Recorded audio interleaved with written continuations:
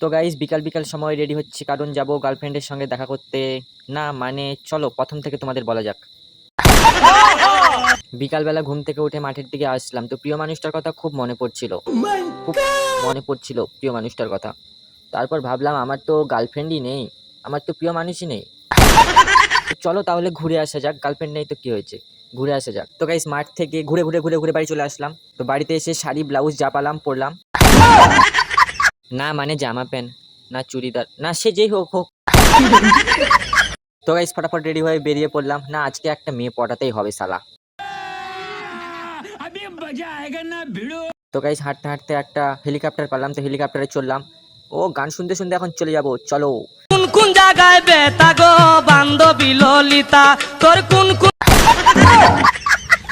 শালা আজকে একটা পাশে বসে থাকার জন্য একটা প্রিয় মানুষ থাকলে হাত ধরে ঘুরে বেড়াতাম। তুমি কোথায়? জানি না কোথায় আছো তুমি কত দূরে।